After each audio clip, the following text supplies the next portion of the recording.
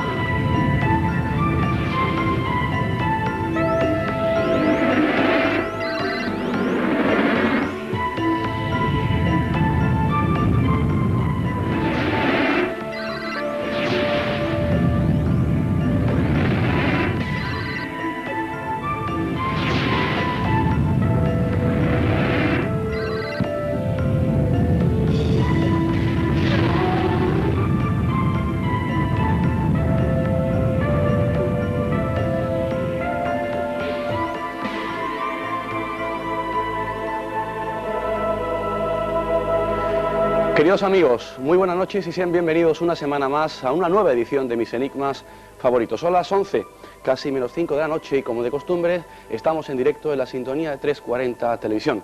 Quiero saludar a todas esas personas que nos ven en diferido para 91 televisiones locales de toda Andalucía gracias a Acutel. Acutel, como saben ustedes, es la asociación de televisiones locales de toda Andalucía. ¿Creen ustedes en los fantasmas? ¿Creen ustedes en los espíritus, en las casas encantadas, en los encantamientos? Hoy vamos a abordar ese apasionante tema.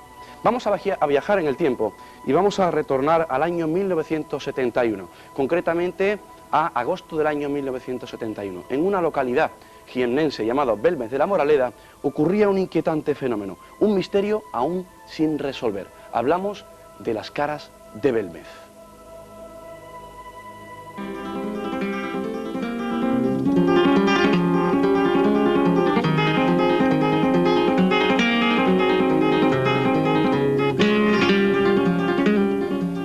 Jamás un fenómeno paranormal ha causado tanta expectación como el acaecido hace ya 25 años en un humilde pueblo andaluz.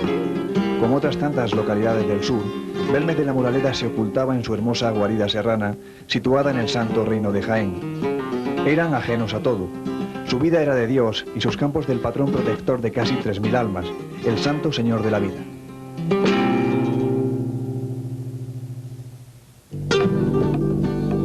Transcurría el mes de agosto y el calor apretaba fuerte. Pese a todo, la alegría inundaba las calles, pues se celebraban las fiestas en honor del santo, una alegría que se habría de tornar en temeroso asombro el lunes 23. Ese día se produjo un cambio trascendental en Belmez. En el número 5 de la calle Rodríguez Acosta, un visitante no invitado se había instalado sobre la superficie de cemento que cubría el suelo de la cocina de la familia Pereira. Un enigmático rostro había surgido de la nada, sin previo aviso.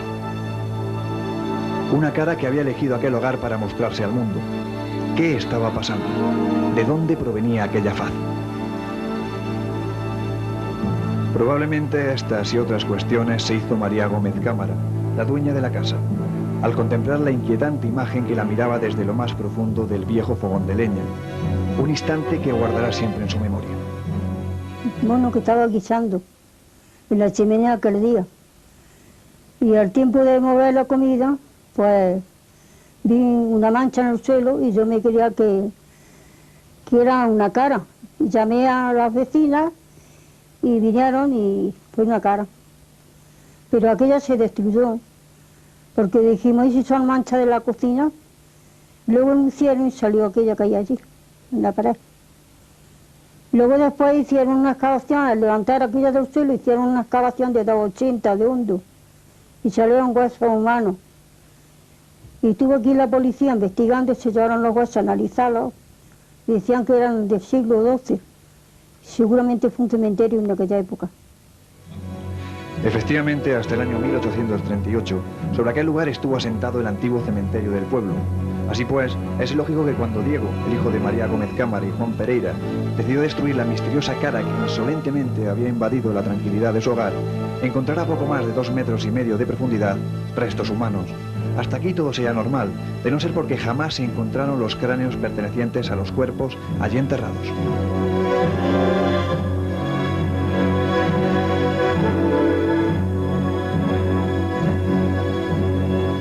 Pocos días más tarde, sobre la nueva superficie de cemento, surgía un nuevo rostro similar al primero. El susto fue tremendo. La familia Pereira optó por arrancarlo del suelo y empotrarlo detrás de una vitrina de cristal, en la pared, a la izquierda del fogón que lo vio nacer. Y de ahí a las portadas de los periódicos regionales. Las romerías en busca del milagro para...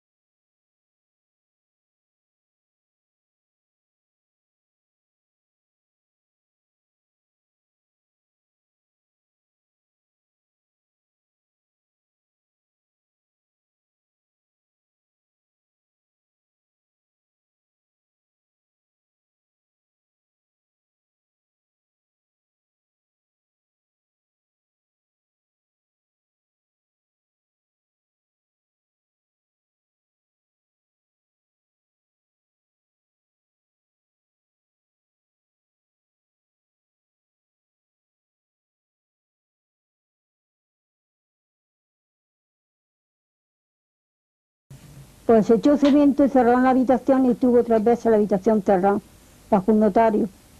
Hizo una acta notarial y nos cerraron la habitación y tuvo 3 meses. Y cuando abrieron, a los 3 meses que abrieron la puerta, pues había 16 caras nuevas. ¿16 caras nuevas? Salieron, sí, en el trayecto que tuvo la habitación cerrada.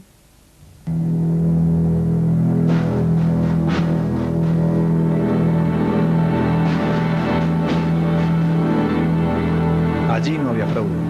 Hasta tal punto llegó la desesperación por hallar una respuesta, que miembros de la Brigada de Investigación Criminal, dependientes de la Dirección General de Seguridad, arribaron a Belmez a la caza y captura de los autores del truco. Se fueron tal y como llegaron, sin respuestas.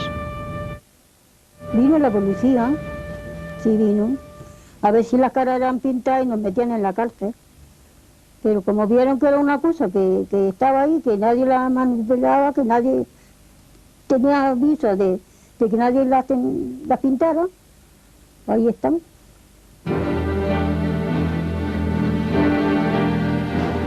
Y mientras esto ocurría, el diario Pueblo, apoyado por oscuros intereses, decidió sepultar el misterio que durante semanas había duplicado su tirada. A esta iniciativa se unieron varios investigadores que raudos adoptaron la tesis del fraude, un fraude que jamás pudieron explicar a los dueños de la casa.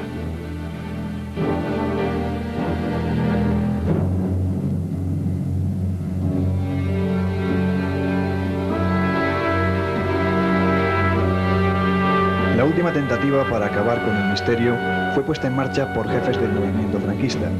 El 26 de febrero de 1972, de la Jefatura Provincial de Administración Local de Segovia, partía hacia Belmez una carta. En ella quedaba contenida una clara amenaza de cárcel, cuyo destinatario era el alcalde del pequeño pueblo.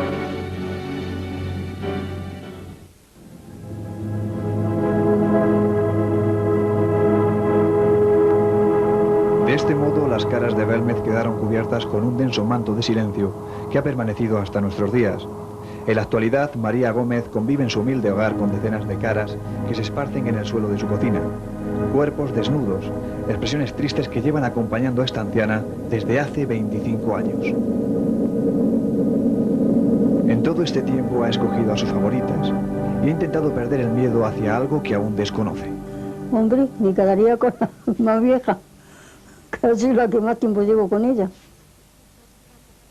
Me pasa miedo de ella, porque es que estaba antes larga, y luego al tiempo de arrancarle, ponerla ahí, ponerse redonda, pues... me pasa miedo, sí, transformarse.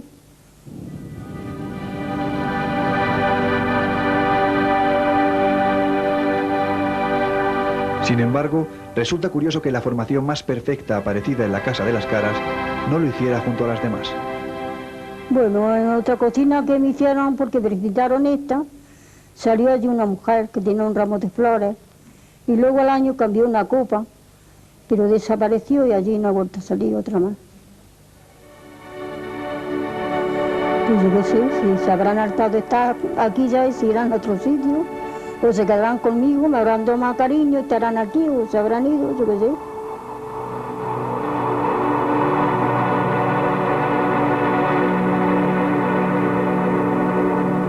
Las horas pasan, los años corren y María aún no sabe qué es eso que un día, hace 25 años, decidió sentarse en su casa sin pedir permiso.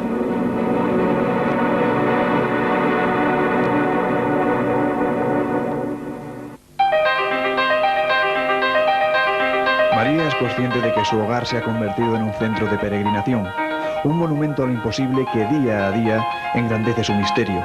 Y así, postrada en su sillón, observa en silencio esperando ver qué sucederá mañana.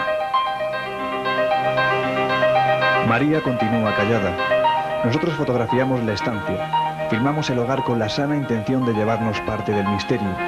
Miramos una vez más por el visor de la cámara, intentando matar una alucinación. Es imposible.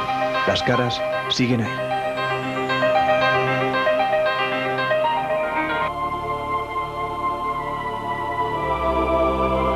Son ya casi 30 años de ese inquietante fenómeno aún sin resolver, un enigma y un misterio aún sin resolver. Vamos a presentar al invitado de esta noche que ha elaborado y ha comentado este reportaje. Mi buen amigo Lorenzo Fernández. Muy buenas noches. Buenas noches, y Luis. Bienvenido a Mijas y este programa. Bien hallado, muchas gracias. Lorenzo Fernández es periodista, investigador y director adjunto de la revista Enigmas. Esta noche estará aquí con nosotros para hablarnos sobre este primer caso de poltergeist, porque a partir de hoy, a partir de este programa, vamos a tratar esta serie de asuntos, los fenómenos paranormales que tanto inquietan, y lo vamos a hacer recorriendo toda la geografía española en compañía de estos investigadores y periodistas del misterio. Lorenzo Fernández, lo cierto es que pone los pelos de punta cuando uno ve ese reportaje. Sí, aquí hemos ofrecido una síntesis de lo que es este fenómeno que dura ya 3 décadas. Lo interesante es ver la evolución de este fenómeno desde que aparece el 23 de agosto del año 1971, cómo de un modo u otro irrumpen los medios de comunicación, cómo aparece la Iglesia, cómo aparecen los estamentos políticos del momento. Y yo creo que esto es importante remarcarlo porque estamos hablando de un tiempo que era totalmente diferente a este, y los que pasen de 30 años lo saben perfectamente. Estamos hablando de los últimos años del régimen franquista, y hablar de fenómenos paranormales, hablar de parapsicología, de misterios, era hablar de un tabú que estaba más cercano al fraude y a lo satánico que a lo real. Con lo cual, tenemos que hacernos una idea del entorno sociocultural en el que se gestó este fenómeno. Eso es muy importante. Lorenzo, si te parece, vamos a comenzar desde el principio, vamos a desgranar toda la historia. Yo recuerdo, como tú bien decías, que esto comenzó en el año 1971. Tú y yo tenemos la misma edad, ni siquiera habíamos nacido todavía. Sin embargo, tú creces, te interesas por estos temas, y como tú eres natural de Jaén, aunque estás afincado ahora en Madrid, te llama muchísimo la atención este fenómeno. ¿Cómo empieza la investigación y tu curiosidad hacia este caso? Hombre, tengo que decir que yo recuerdo perfectamente, como siendo un chiquillo, se comentaba en mi pueblo que distaba de Belmez poco más de 80 kilómetros de distancia.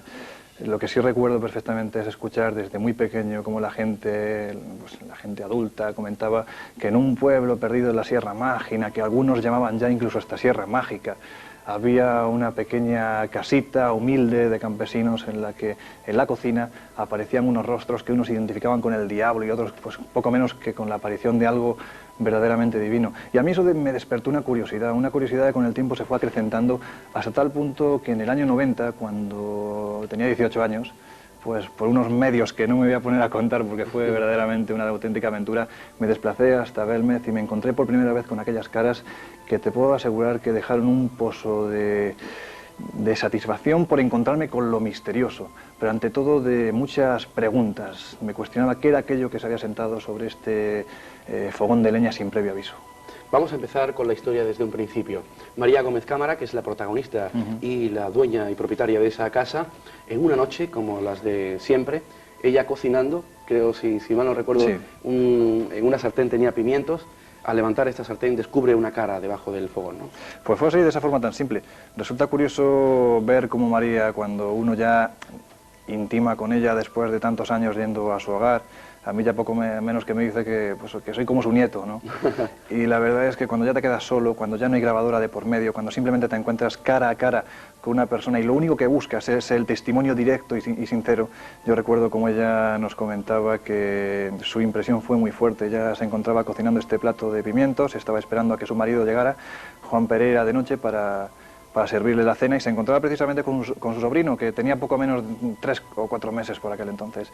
Y dice que al retirar el plato de pimientos se quedó mirando allí al fondo del fogón de leña y vio algo que la miraba, pero tampoco le llamó mucho más la atención de lo que fue ese primer impacto, hasta que retiró las cenizas, retiró los restos de comida y se pudo percatar que sobre aquella superficie, que por aquel entonces no era cemento todavía, sino que era baldosín catalán rojo, se percata perfectamente que hay una cara que mide aproximadamente de largo unos 50 centímetros, una cara perfecta, una cara que podríamos identificar con los cuadros bizantinos, unos ojos muy rasgados, una nariz aplastada de la que surgían dos protuberancias muy marcadas que muchos identificaban con los rasgos sangrantes de una persona brutalmente golpeada. La impresión de esta mujer fue tremenda, hasta tal punto que cogió a su niño en brazos, salió rápidamente a la calle. Muy asustada, empezó a llamar a sus vecinos para que contemplaran aquello que había aparecido allí, pensando en un primer lugar que se podía tratar de una malintencionada broma de algún incauto que se había colado en la casa. Y lo cierto es que la gente se arremolinó en torno a ella, entraron en la casa. Tú imagínate la situación, una mujer que sale de su casa con su niño en brazos, poco menos que diciendo que se ha encontrado con una cara que ha salido en el cemento mientras cena y poco menos que casi le muerde. Entonces la impresión fue tan fuerte que la gente entró en la casa, y esa fue la escena que se encontró Juan Pereira precisamente cuando llegó a Juan Pereira es el marido. El marido de María Gómez Cámara, efectivamente. Ya difunto. Ya difunto, sí, murió en el año 1986. Esta persona de repente llega del campo de trabajar y se encuentra con que hay aproximadamente 20 personas que están en la entrada de la puerta de su casa contemplando algo. Primera sensación, a mi mujer le ha pasado algo. Va corriendo y cuando entra la expresión, según me comentaba María, fue tremenda. Lo único que pudo articular en ese momento fue: ¿qué es eso que hay en el suelo? Nadie le pudo responder. A partir de entonces se hablaba de espíritus, de fantasmas. Obviamente, en un primer momento lo lógico era intentar buscar un culpable, alguien que hubiera generado aquello. Entonces, en un primer lugar, pues sí, hubo voces que proclamaron la posibilidad de que se tratara de una aparición divina, poco menos que la Santa Faz que se encuentra en la Catedral de Jaén. Otros hablaron de un fraude, otros entablaron una conversación en torno a la posibilidad de que se tratara de algo procedente del mundo de los espíritus, pero quedaba simplemente en los corros del pueblo, que además por aquel entonces se encontraba en fiestas, con lo cual imagínate, lo que por aquel entonces la conversación popular era hablar que si el tío Juan se ha jubilado, que si la tía María ha tenido un hijo, de repente pasó a un segundo plano y se convirtió en la casa de la familia del obispo, que era como tenían conocida la familia Pereira en el pueblo. Han aparecido los espíritus. ¿Qué reacción tuvo la sociedad, la pequeña sociedad belmorense, por aquellas? En un primer momento, obviamente, hubo mucha gente que acudió a la iglesia, buscando una explicación, intentando adivinar qué es lo que estaba pasando. Pero obviamente la iglesia no podía admitir, como te he dicho anteriormente, la parapsicología, y mucho menos el milagro, con lo cual lo único que quedaba era el fraude, pero había que demostrarlo, y no pudieron demostrarlo. Hoy casi 30 años, porque el próximo año hará 28 años, se continúa el fenómeno, aunque con menor intensidad, ¿verdad? El fenómeno tiene una serie de características que son únicas en el mundo. Yo te puedo decir que no es que lo diga yo ni la gente que ha investigado este fenómeno. Te estoy hablando, por ejemplo, del barón von Schwerf, que fue uno de los investigadores de los años 70 más importantes, de reconocido prestigio internacional, el psicólogo alemán Hans Bender, o entre otros el propio parapsicólogo santanderino Germán de Argumosa. Ellos, sin lugar a dudas, califican el fenómeno de las caras de Belmez como el fenómeno paranormal más importante de la parapsicología del siglo XX. Sin duda alguna. Y desde luego para mí no hay ninguna duda. ¿Cómo se sucedieron todas estas caras, todo este fenómeno, Lorenzo, a partir de aquella noche? A partir de aquella noche, la primera reacción de la familia ante aquello que se ha presentado de una manera pues un tanto insolente en el hogar, ese visitante no invitado que se muestra como un fantasma de piedra sobre la superficie de cemento, la primera reacción es picarlo. Aquello está allí, es una pesadilla, con lo cual hay que acabar con ello. Y así lo hacen. Al día siguiente, Miguel Pereira, el hijo de Juan y de María, coge su piqueta, lo hace un agujero, un pequeño agujero, rompe esa primera cara y echa una lechada de cemento. Aquello, pues no sabemos si la causa paranormal, si podemos denominarla de esta forma, quizás ofendida por el trato que se le había dado, cogió y volvió a resurgir. En una segunda ocasión, esta vez con más fuerza. Ante la expectación de todos, claro. Imagínate cuando de repente aparece una segunda cara que es exactamente igual a la primera que había surgido pocos días atrás, aquello ya no es tan normal. Ya no es esa casualidad que puede estar generada pues, por los propios alimentos, el aceite, los restos de comida. No, aquello ya es más serio. Y entonces cuando interviene directamente el alcalde Manuel Rodríguez Rivas, hablando con su maestro de obras del ayuntamiento, diciéndole claramente que acabe con aquello, que haga un agujero de 2,80 metros de profundidad para ver qué es lo que está causando el fenómeno. Porque hay que decir que aquella zona es rica en corrientes de agua subterráneas, entonces era una de las posibles explicaciones. En su momento se aventuró la posibilidad de que hubiera algún lienzo enterrado y que la humedad, al subir hacia arriba, hubiera plasmado esa imagen. Una hipótesis un tanto descabellada, pero bueno, se planteó. Y lo cierto es que Sebastián Fuentes León, cuando recibió aquella llamada por la noche a altas horas de la madrugada, de que al día siguiente fuera, por orden del máximo mandatario del pueblo, ahí es nada, para que hiciera un agujero en la casa de María, el hombre se asustó, porque claro, ya se rumoreaba que allí se estaba apareciendo poco menos que el mismísimo diablo. Y el hombre fue con su miedo, llegó a la casa la mañana siguiente y se encontró con Miguel Rodríguez Montávez, que era el fotógrafo del pueblo, se encontró con Manuel Rodríguez Rivas, como te digo, el alcalde, y se encontró con Juan Pereira, el dueño de la casa, y con el hijo, con Miguel Pereira también. Yo me imagino cómo pudo afectar en la mentalidad de aquella gente que era un pueblo muy pequeño, inclusive dado a la extinción, ¿no? Luis, expectantes, simplemente. No sabían qué estaba pasando. Sabían que allí estaba pasando algo extraño que se aparecía sobre la superficie de cemento, pero realmente no sabían, no iban más allá, no intentaban buscar una explicación. Simplemente querían acabar con aquello cuanto antes. Entonces, como te digo, Sebastián Fuentes León se dirige a la casa de María y de Juan, comienza a hacer su labor, empieza a hacer el agujero, llega a 2,80 metros de profundidad y obviamente a esa profundidad pues a Sebastián ya no se le veía. En el exterior, en la misma habitación cocina, que para que se hagan una idea los televidentes y el público que está aquí con nosotros, es una habitación muy pequeña, tiene 2,70 por 2,50, es verdaderamente pequeña. Y estos 4 personajes que estaban fuera estaban manteniendo una conversación muy animada, pues hay que ver, oye, cómo están las cooperativas últimamente, que están peleándose entre ellas. Realmente pasaban del fenómeno directamente, hasta que Sebastián apareció del agujero con la cara totalmente lívido, estaba como una vela, y esta persona salió con una espuerta. En ese momento de la espuerta rodó una pequeña tibia por el suelo. La espuerta estaba llena de huesos. ¿De huesos? De huesos humanos. Acto seguido te puedes hacer una idea de que todos callaron. Simplemente fijaron su mirada en aquello que estaba sobre el suelo. Además esos huesos con una peculiaridad un tanto especial, ¿no? Tan especial como que hay que entender y hay que acordarse que lo que estamos viendo que aparece sobre el suelo de la cocina son caras. No apareció ni un solo cráneo. Ni un solo cráneo. Teníamos tibias, teníamos peronés, cuerpos teníamos decapitados. Costillas, eran cuerpos decapitados. Es curioso, resulta curioso cuando menos que lo que aparece son caras y que lo que allí se encuentra pues no sean precisamente lo que correspondería a una cara, que es una cabeza, un cráneo. No es nada fuera de lo común si nos atenemos a que la casa de María Gómez Cámara, que estaba situada en la calle Rodríguez Acosta, en el número 5, estaba pared con el templo de la localidad, con la iglesia, y antiguamente tú bien sabes que los cementerios se acoplaban a la iglesia. Perfecto. Se llevaron esos huesos para ver si ya se planteaba la posibilidad de que fueran esos difuntos allí enterrados, que bueno, reclamando alguna venganza o alguna misa simplemente se manifestaran. Pero lo que se hizo de un modo aséptico y científico fue llevarlos a la Universidad de Granada en primer lugar y a Madrid En segundo lugar, se hizo un análisis por datación isotópica y se llegó a descubrir que esos huesos habían sido enterrados en el lugar 160 años atrás y que pertenecían todos ellos a cuerpos de gente muy joven, entre 10 y 20 años, efectivamente. Lo único que se pudo saber, lógicamente, mirando en el archivo histórico de la ciudad, pues sí, efectivamente, hasta el año 1838, sobre aquel mismo lugar estuvo asentado el cementerio de la localidad y posteriormente sobre ese mismo cementerio levantaron las casas. Desde entonces se han contemplado varias posibilidades. En un principio se planteó que fuese un fraude. Hoy en día sabemos que no lo es, que las caras de Belmez no son un fraude. Se contempló la posibilidad, y ya entramos un poquito en el terreno de la investigación de la parapsicología, en la que muchos investigadores afirman de que el fenómeno poltergeist lo origina la mente de una persona, el psiquismo de una persona, aunque luego parece que se vuelve independiente de ese psiquismo que lo generó.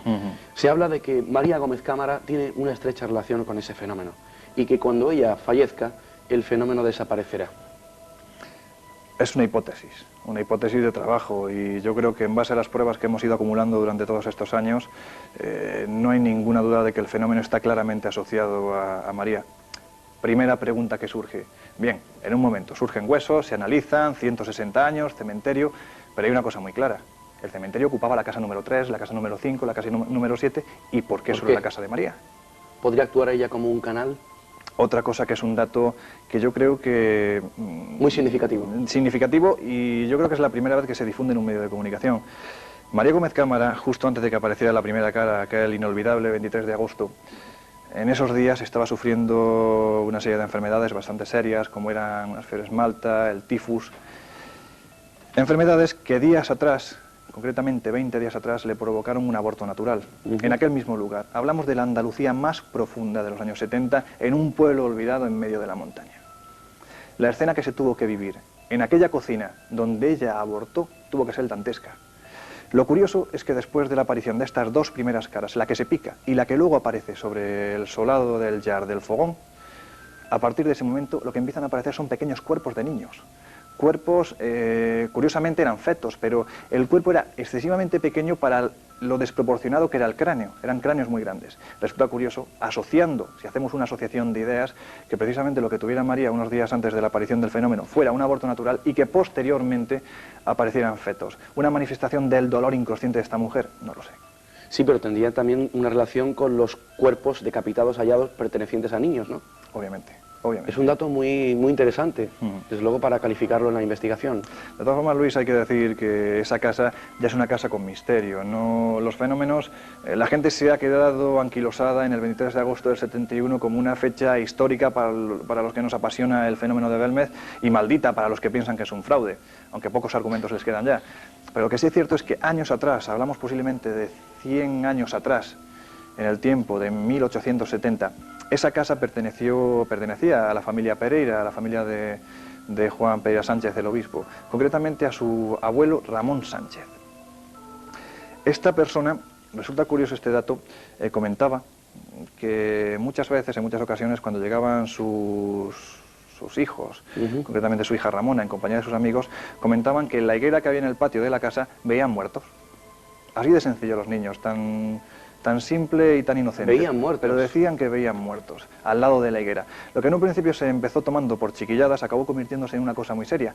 Entre otras cosas porque la casa, digamos que casi mantiene la estructura que actualmente tiene, por aquella fecha me refiero.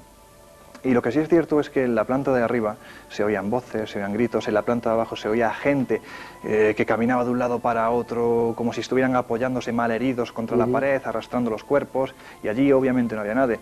La opción que tomaron estos antepasados de Juan Pereira fue la de llamar a una santera de la Sierra de Cazorla para que fuera al lugar, una curandera. La mujer llegó allí con toda su parafernalia, comenzó a montar el espectáculo. Y bueno, pues poco menos que hizo una labor de limpieza de la casa, puesto que ella decía que allí había algo muy malo.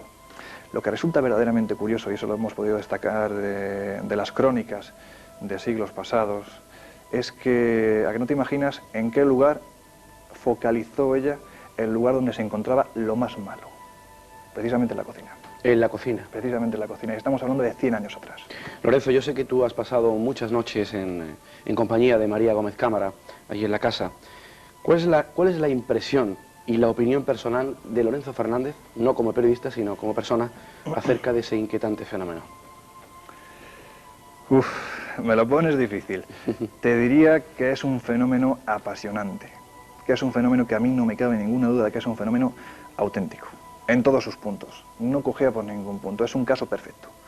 Tienes todos los elementos básicos del fenómeno poltergeist, tienes aparición de ectoplasmas, tienes aparición de fotografías en las que aparecen poco menos que seres diabólicos. De psicofonías, que luego vamos a Tienes escucharlas. aparición de psicofonías, voces que verdaderamente catalogadas por los expertos que las sacaron en su momento son las voces más terribles que han grabado en su larga historia de investigación. Tienes una serie de fenómenos al margen de lo que es el fenómeno teleplástico en sí, de lo que son las caras, que te convierten el caso en un caso perfecto. Mi opinión, pues sinceramente no sé lo que hay allí. No sabes lo que hay. No sé lo que hay allí, pero no me cabe ninguna duda de que no son pinturas, ni que nadie, vamos, no me imagino a la pobre María con 80 años ahora mismo agachada en el suelo haciendo dibujitos. La verdad es que me Desde cuesta luego creer. que no.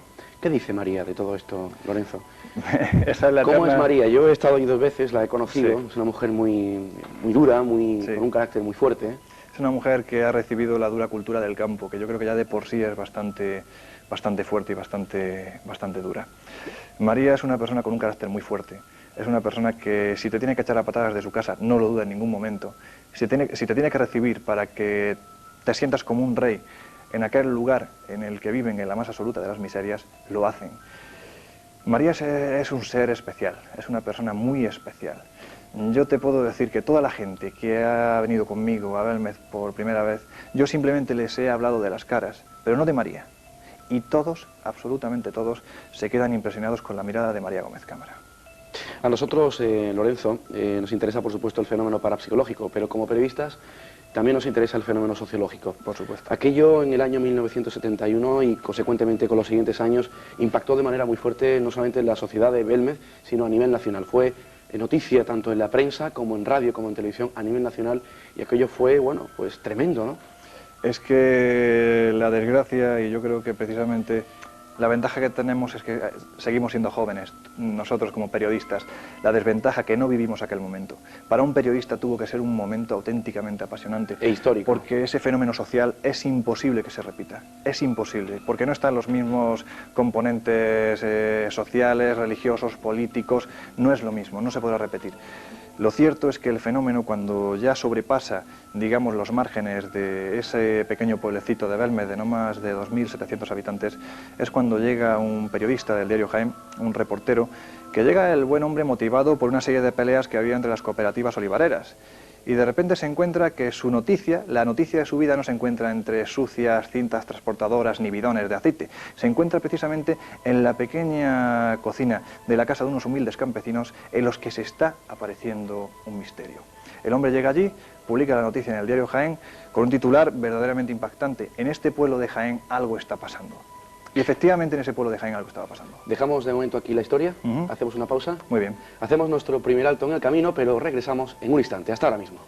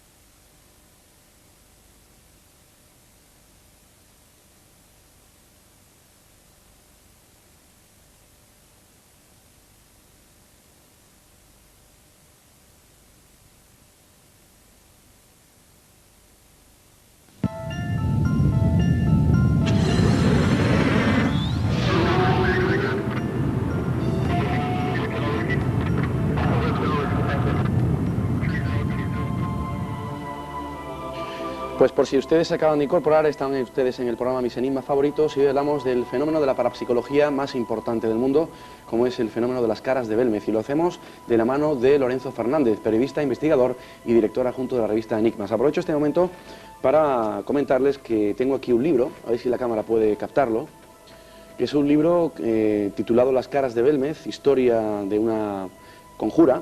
Es un libro que ha titulado Lorenzo Fernández, que es el autor, y ha salido por la revista Enigmas, ¿no? Efectivamente, Lorenzo. sí. En este libro se recogen todos los datos de esta investigación. Se han intentado por lo menos recoger todos los datos que hemos conseguido recabar hasta el momento. Se han metido muchas fotografías, es un libro muy fotográfico y en el que especialmente lo que nos ha motivado a hacerlo es todo el fenómeno social que se gestó en torno al fenómeno. Si hay alguna persona interesada en, bueno, pues en tener este libro sobre las caras de Belmez, que se ponga en contacto con la redacción de la revista Enigmas. Efectivamente. Y se lo pueden facilitar. Sin ningún problema.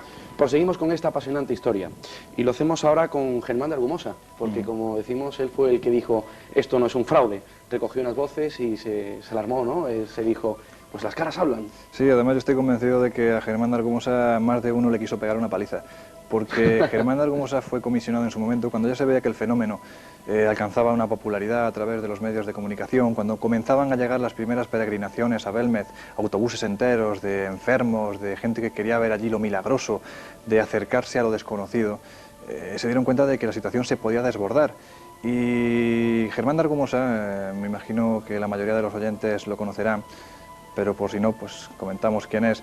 Germán de Argumosa es uno de los parapsicólogos históricamente en España más importantes, es el reconocido a nivel internacional, es una persona que ha estudiado en la Universidad de Friburgo de Brisgovia, que ha estado codeándose, entre otros, pues con el mismísimo Hans Bender, con premios Nobel, en fin, es una auténtica eminencia en estos temas. Lorenzo, ¿qué te parece si entramos más aún en el misterio y escuchamos de la mano de Fernando Jiménez del Oso, tu jefe, sí, que aprovecho este momento para decir que vendrá sobre finales, primeros de febrero, por aquí, por el programa, y lo hacemos de unas psicofonías de la mano de Pedro Amorós, que es el presidente de la Asociación de Investigaciones Parapsicológicas a nivel nacional, y él grabó esas psicofonías estando ahí en la casa, ¿cierto? Él grabó las últimas psicofonías, las primeras ya hemos comentado que las grabó Germán de Argumosa, pero estas las grabó Pedro Amorós, si no recuerdo mal, en el año 1994, y sigue ahí el fenómeno. Las voces se siguen grabando en el magnetofón. Vamos a escucharlas, introducidas por Fernando Jiménez del Oso. Vamos a oírlas. Cualquier aficionado a estos temas conoce sobradamente el caso de las caras de Belmez. 25 años de misterio sobre el que se ha escrito de todo. En ese tiempo han sido muchos los investigadores y aficionados que han obtenido psicofonías en aquel lugar. Pedro Amorós nos ha seleccionado algunas de las que él ha grabado allí. La primera es una voz femenina que pronuncia un nombre, Ángela.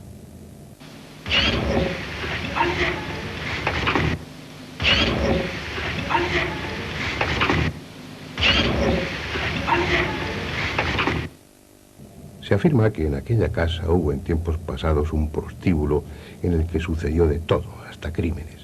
Así pues, no es extraño que también se obtengan psicofonías siniestras, como la que vamos a escuchar ahora. Dice, matar a él.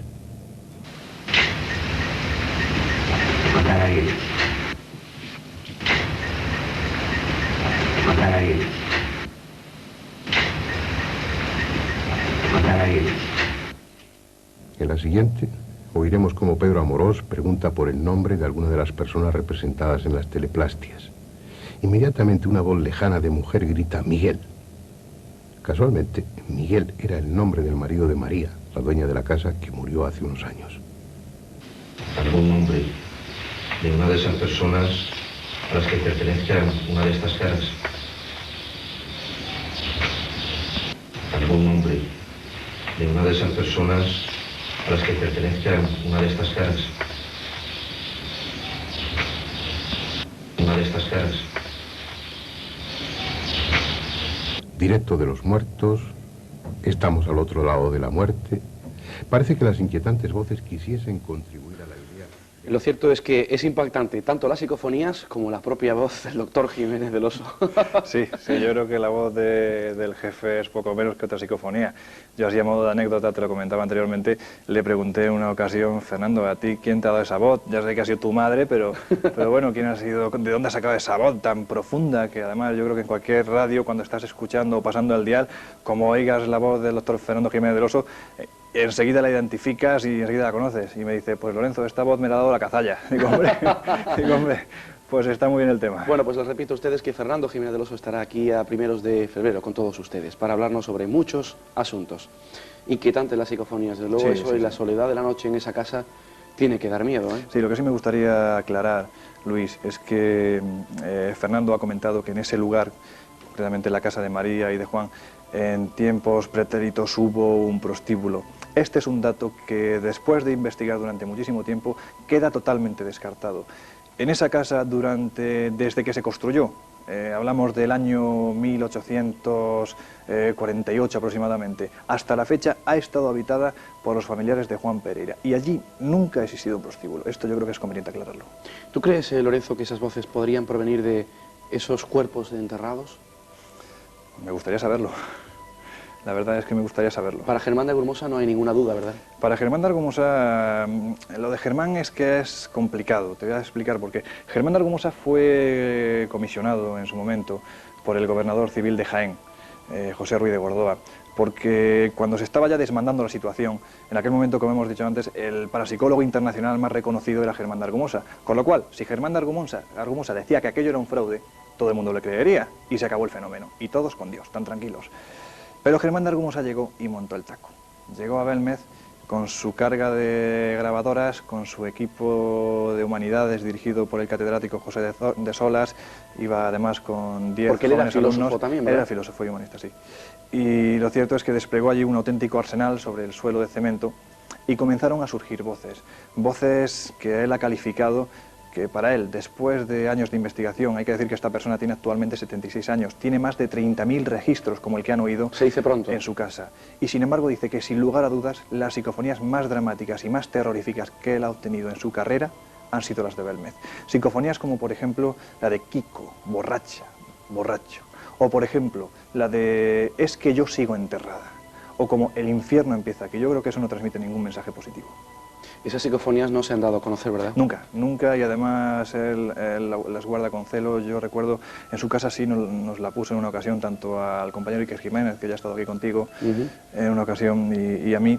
Y esa noche estuvimos durante 2 horas, una vez que llegamos a casa, cada uno a nuestra respectiva casa, estuvimos 2 horas hablando por teléfono porque ninguno se quería ir a la cama. ¿Asustados? Totalmente asustados. A partir de ese momento en el que Germán de Argumosa obtiene las psicofonías, obviamente es carnaza para los medios de comunicación, y más para el periódico Pueblo, el diario vespertino Pueblo, que por aquel entonces era el diario del sindicato vertical, es decir, estaba totalmente politizado, lo que decía el régimen franquista era lo que él hacía. Y allí encontraron una auténtica esperanza de revitalizar sus ventas, hasta tal punto que sacaron titulares que yo, por ejemplo, en la carrera de periodismo me los ponían sobre la mesa como un ejemplo, no de sensacionalismo, pero sí de cómo transmitir sensaciones. Titulares como, por ejemplo, Las caras hablan, a toda página. Es muy fuerte decirlo, pero era así. Efectivamente, aparentemente las caras estaban hablando. A partir de ese momento, Luis, el fenómeno se desborda. Empieza a llegar gente de toda España. Aquello es un caos. En un pueblo de no más de 2.500 habitantes, cada fin de semana pasan 15.000 personas por esa humilde casa. Hay que decir que en la actualidad es el edificio civil más visitado de toda España. Por esa casa han llegado a pasar 5 millones de personas en 30 años. En aquellos años, ¿cómo reaccionó la Iglesia ante eso? Muy mal. Muy mal, ¿verdad? Muy mal, de hecho... Hablemos de la política y de la religión por aquel entonces en reacción a este fenómeno. Ahí, bueno, yo no sé si han visto, tanto los televidentes como nuestro querido público que está aquí esta noche, han podido ver la imagen en el primer reportaje que hemos emitido al empezar el programa, en el que se hacía referencia a la Iglesia y aparecía poco menos que un personaje que parecía el conde Drácula. Ese era el cura. El conde Drácula. Un cura con un nombre muy cantarín, Antonio Molina se llamaba el hombre. Antonio Molina. Y este personaje recibió... Se tendría que haber dedicado al cante. Sí, desde luego cantó demasiado. Cantó demasiado. Pero fue lógico, él recibió directamente una orden del propio obispo de Jaén, Miguel Peinado, al que sus feligreses conocían como el repeinado, precisamente por lo del apellido. Y fue tajante, hay que acabar con esto. Por supuesto, no se acepta el milagro, es inaceptable. Y la parapsicología es diabólica, con lo cual, fraude. Y esa fue la orden que se le dio. Esa fue la primera punta de lanza de lo que se denominó en su momento Operación Tridente. Esta Operación Tridente, como te comento, comenzó con la Iglesia y con el párroco Antonio Molina, que en su momento dijo que las grabaciones, que era lo más espectacular que había obtenido hasta el momento los investigadores en la Casa de María, las grabaciones de psicofonías, él llegó a decir que Germán de Argumosa colocaba un coche a 2 kilómetros de la casa con un radioreceptor, a través de él mandaba unas ondas hasta la casa donde tenía otra estación de radio y a través de la cual grababa las psicofonías. Es decir, todo un fenómeno paranormal. En la Operación Tridente, ¿por qué? ¿Por qué se llamó así, Lorenzo? Pues precisamente por las 3 puntas de lanza que fueron a clavarse al corazón de Belmez y que definitivamente aniquilaron el misterio. ¿Cuáles fueron esas 3 puntas de lanza? En primer lugar, la Iglesia. En segundo lugar, las comisiones fantasma. Estos son... ¿Conspiraciones? Totalmente. Fueron un grupo de comisiones comandadas por el psicólogo industrial José Luis Jordán Peña, una persona muy controvertida en nuestro mundo, sobre todo dentro del campo ufológico. El asunto humo, por ejemplo. Efectivamente, dentro del asunto humo, una persona muy controvertida. Y esta persona llegó a Belmez diciendo que él estaba comisionado ni más ni menos que por el Ministerio de la Gobernación, cuyo máximo mandatario, Tomás Garicano Goñi, era la segunda autoridad del país. Él fue diciendo que iba comisionado por el Ministerio de la Gobernación. ¿Quieres decir, Lorenzo, que allí hubo una comisión de supuestos investigadores que no lo eran para bueno, calificar el fenómeno como no real, como un fraude? Yo te puedo decir, Luis, que en su momento, cuando tuve acceso a las actas, que después de estar allí, esa supuesta comisión gubernamental, cuando tuve acceso a esas actas me encontré con que ponían que fue una excursión textual. Fue una excursión muy bonita y por lo menos sirvió para conocernos mejor entre nosotros. Consultados uno a uno, los miembros de esa comisión, que supuestamente eran pintores, que tenías analistas de mortero, tenía químicos, tenías de todo, pues uno te comentaba, sí, yo fui una hora con mi mujer y fue una experiencia estupenda, yo fui otra hora y estuve con mi hijo y mi hijo se puso a juguetear con las caras. Esos fueron los análisis que hicieron. Además, ellos mismos decían que basaban su explicación en que todo se trataba de un análisis que hicieron sobre la segunda cara, que como hemos dicho anteriormente, se arrancó del suelo y se empotró detrás de una vitrina en la pared, detrás de un cristal. Pues bien, él dice que hizo una serie de análisis sobre esa cara, sobre la superficie de esa cara, y que llegó a la conclusión de que, entre otras cosas, tenía hollín y vinagre, él lo había conseguido, de que había podido comprobar cómo todavía, a través de una macrofotografía, se encontraban los trazos de las cerdas del pincel. En fin, había hecho un estudio fantástico. Lo curioso es que cuando Jordán Peña llegó a Belmez, comisionado supuestamente por la gobernación, el cristal estaba puesto. Y ese cristal nos ha quitado en 30 años. Entonces, que me explique a mí cómo pudo hacer pruebas directas sobre esa cara. Claro, es imposible. Es imposible. Aquí se comprueba perfectamente que miente, y de comisión, pues como puedes observar, si ellos mismos se califican de excursión entre amigos, pues de comisión nada. Y luego está la tercera punta de lanza, que es la más dura, la más sangrante, que es en la que actúa el gobierno directamente. Precisamente, ¿hablas de Franco? Hablo de Franco, directamente de Franco. Eso es una de las cosas que hemos podido saber hace escasamente 2 semanas. La tercera punta de lanza se pone en marcha a través, obviamente el régimen franquista no podía ir directamente a por el fenómeno, entonces se utilizó su máximo órgano de difusión, que era el diario Pueblo. Llamó al director, el maestro de periodistas Emilio Romero, y le dijo: habéis estado durante 10 semanas sacando día a día que el fenómeno de Belmez es auténtico, mañana es un fraude. Y al día siguiente, el titular del diario Pueblo era: se acabó el misterio. Tenemos la fórmula química que acaba con el fenómeno. O sea, hubo una imposición al diario, a un medio de comunicación. Totalmente. Para que negara el fenómeno. Para que negara el fenómeno, sí. Totalmente. Y hasta tal punto que así lo hizo, sacando una fórmula química en la que hablaba que sobre el suelo se encontraba una serie de nitratos de plata que a través de la acción solar conformaba la cara. Una actitud totalmente fascista, vamos. Totalmente fascista, claro. Y con un fenómeno así, pues mucho más todavía. Me comentas, Lorenzo, en tu investigación que tú te has hecho, junto con Iker Jiménez, de un documento muy importante, que es el poder de un notario, un escrito de un notario, donde es el primer registro notarial en España, donde se registra que realmente ocurrió un fenómeno paranormal. Es que esto fue lo que exacerbó al poder en aquel momento. El hecho de que Germán de Argumosa no se quedara solo en la psicofonía, sino que fuera más allá. Él necesitaba una prueba definitiva, y para ello llamó a un equipo de la televisión alemana, llamó a Hans Bender y él mismo. y decidió precintar la habitación cocina donde aparecían los rostros durante 3 meses. Para ello incluso se habilitó una cocina nueva, contigua al pasillo. Sí, porque María no podía cocinar. Obviamente, si estaba 3 meses cerrada, pues no podía cocinar. Además, te puedo asegurar que para ello llamaron a Antonio Palacios Luque, que era el notario de Huelma por aquel entonces, una población que dista de Belmez aproximadamente 13 kilómetros. Y lo cierto es que se fue para allá Palacios Luque.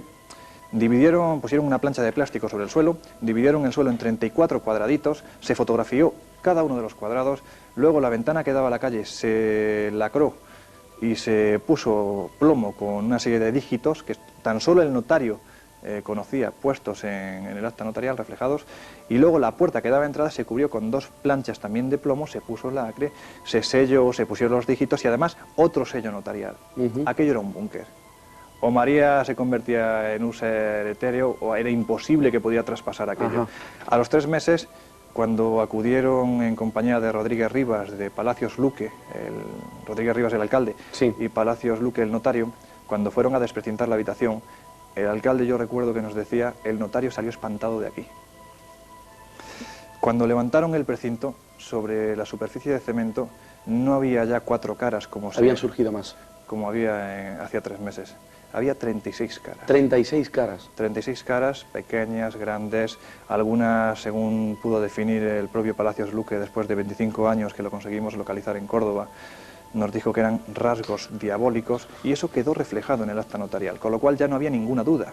Efectivamente. Y la duda hacía que el gobierno interviniese. Lorenzo, tú nos has traído unas imágenes del nodo, ¿no? Sí. Vamos a ver si nuestro compañero Carlos, el realizador, puede ir pinchándolas. Tú comentabas también, Lorenzo, que inclusive en la casa de enfrente se había habilitado un personal, supuestamente, bueno, pues directamente del gobierno, para vigilar quién entraba en la casa. Ahí tenemos esas imágenes, Lorenzo. Sí, las tenemos. Solo hay que ver, bueno, cómo obviamente viven en un palacio. Blanco y negro, por supuesto. Sí, sí, en un palacio, son ricos, como se dijo en su momento, que ganaron muchísimo dinero. Pero solo hay que ver el lugar. Esa es la segunda cara que se empotró tras el Esa cristal, es la pava, ¿no? La que se conoce popularmente como la pava. Un primer plano. Esta cara actualmente se ha deformado y se ha ido desplazando de izquierda a derecha, intentando volver al lugar donde surgió. Decir que este reportaje está comentado nada más que por Matías Prat, ¿no? Efectivamente. Aquí tenemos, bueno, a la joven María Gómez Cámara en compañía de su marido Juan Pereira. En fin, una familia de campesinos que yo creo que estaban más sorprendidos por la cantidad de gente que visitaba su hogar que por el propio fenómeno. Yo creo que ello incluso le impidió que pudieran analizar o que sintieran miedo por el mismo. Pero como hemos podido ver en la primera toma, las colas eran enormes, llegaban hasta las afueras del pueblo para, miles de personas, ¿no? Para que la gente viera el fenómeno.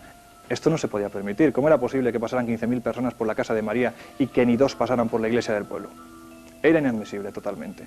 Y entonces es cuando íbamos a esa tercera punta de lanza del tridente, que fue cuando Diario Pueblo comenzó a sacar su célebre fórmula química, que posteriormente, a través de los análisis que hizo el Consejo Superior de Investigaciones Científicas, que es nuestro máximo organismo científico en España, dijo que ni pintura, que ni nitratos de plata, nada. Aquello era simplemente cemento, pues lo que todos sabíamos. Es decir, no se había pintado ni se había echado ningún elemento químico sobre el suelo. Con lo cual esto ya quedaba descartado. Pero es que, paralelamente al movimiento que hizo el gobierno con el Diario Pueblo, llega otra carta procedente de Segovia, concretamente de Pablo Núñez Moto, el jefe provincial de administración local de esta provincia, dirigida al alcalde de Belmez, Manuel Rodríguez Rivas, en la que con muy bonitas palabras, le dice que, entre otras cosas, es increíble que a estas alturas del siglo XX se ande con ese tipo de bobadas, que eso no es ser adicto al régimen de Franco y que o cesa el fenómeno o irá a la cárcel, puesto que ya tienen un expediente abierto del número 8700 que está firmado por 87 jefes del movimiento para que acabe con ese tema. Me hablas de una carta, porque luego se sube en un coche y marcha para Madrid. Efectivamente, como él pasa olímpicamente de hacer caso a la amenaza de Pablo Núñez Moto, pues obviamente ya el gobierno actúa directamente. Y esto yo creo que sí es fuerte si lo analizamos en profundidad y si vemos la situación que se dio en ese momento. Concretamente, una buena tarde aparece un coche negro muy grande, procedente de gobierno de Madrid, que viene a por el alcalde. Los vecinos, cuando ven llegar ese coche, se asustan. Dicen, va, se llevan a nuestro alcalde. Claro, la gente pensó, este no vuelve. Fueron para Madrid y hay que pensar, por favor, yo creo que es importante analizar este punto, porque un alcalde de un humilde pueblo andaluz de 2.700 habitantes es llevado ante el ministro de la Gobernación, Tomás Garicano Goñi. la segunda persona más importante del país después de Franco. Y se le lleva a su despacho, cara a cara. Tomás Garaycano Goñi le dice a Rodríguez Rivas que o acaba con el fenómeno o lo encarcela. Y Rodríguez Rivas, sí, lo amenazó directamente. Y Rodríguez Rivas, en un alarde de valentía absoluta, le dice: mira, si tú quieres que la gente no vaya a mi pueblo, pon 2 guardias civiles en la entrada. Claro. Porque yo no puedo impedir que la gente entre en mi pueblo. La frase con la que terminó esa contundente conversación fue: Rivas, te vas a enterar, te vas a enterar. Así acabó la conversación. Vuelvo a repetir, sí, es todo un ministro de la gobernación con un humilde alcalde de pueblo. Esto yo creo que es muy fuerte. ¿Aquella amenaza llegó lejos? No prosperó precisamente porque el pueblo hizo una piña. El pueblo hizo una piña con su alcalde, eso sí, fue obligado a dimitir, a los pocos meses dimitió, y no llegó a más. Lo que sí hizo el gobierno para asegurarse de que hubiera un autor del fraude, para intentar cazar al proscrito que forjaba esas caras, fue colocar a 2 números de la Guardia Civil justo enfrente de la casa de María, todo el día y toda la noche con una cámara fotográfica, interviniendo, pues sin que la gente por supuesto lo supiera, porque además este es un dato que ni María Gómez Cámara conocía hasta hace 2 años, controlando todo el que entraba en la casa y todo el que salía, para ver quién repetía y así poder cazar a un culpable. Obviamente no pudieron sacar absolutamente nada, e incluso mandaron a varios miembros de la Dirección General de Seguridad, de la Brigada de Investigación Criminal, que era lo que se conoce como la policía de Franco, la brigadilla, y estuvieron allí 7 días, estuvieron investigando el fenómeno, estuvieron analizando las caras, y cuando se fueron tal y como llegaron. Le dijeron a María que allí no había fraude, que se quedara tranquila, porque aquello era lo que era, unas caras en el suelo. Tenemos unas imágenes también porque también los japoneses se han interesado por el fenómeno de Belmez. Nos piden que hagan un reportaje, vamos a ver esas imágenes que vosotros habéis hecho también, ¿no? Sí, sí, esto fue una cosa curiosa, nos llamó la Nippon Television, que es el canal más importante de Japón. Y ahí las tenemos. Y es curioso porque esta gente trabaja estupendamente bien y llegaron a hacer hasta una recreación de lo que sucedió en Belmez. Cogieron a una actriz en un pueblo que está pues a unos 22 kilómetros de Belmez, con un nombre un tanto malsonante, se llama Jodar, y allí hicieron esta representación. Además, escuchamos en japonés, ¿no? Sí, claro, sí. Es un dato curioso ver cómo ya no ha traspasado las fronteras de Jaén, ni de Andalucía, ni de España, ni Europa, sino vemos que ha llegado hasta Japón. Es curioso. Es un dato curioso porque además los japoneses han mostrado un interés inusitado por este fenómeno que desgraciadamente en España no ha habido. Ahí vemos las colas. Efectivamente, estas son las mismas imágenes. Yo afortunadamente, Lorenzo, coincido en la fecha en que tú visitaste las caras, porque yo las visité en el año 1990. Y curiosamente allí no había nadie, me atendió muy bien María y su hijo, y estuve pues toda una tarde con ellos allí. Y bueno, dio la casualidad de que no fue nadie a visitarla, por lo tanto hice una visita bastante amplia, ¿no? Pues ahora el tema se ha desbordado y es raro el día en que no pasan un mínimo de 10, 15 personas. Ahí tenemos a ti con Iker. Sí, ahora me verán hablando en japonés.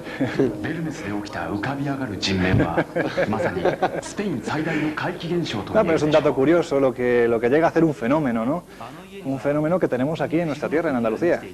Ahí tenemos a nuestro increíble reportero Iker Jiménez. Este es nuestro gran cuando los haya. Nuestro gran amigo Iker Jiménez, que tiene bastante mejor acento que yo. Estará por aquí en enero en la presentación de su nuevo libro, ¿verdad? Sí, sí, sí, sí.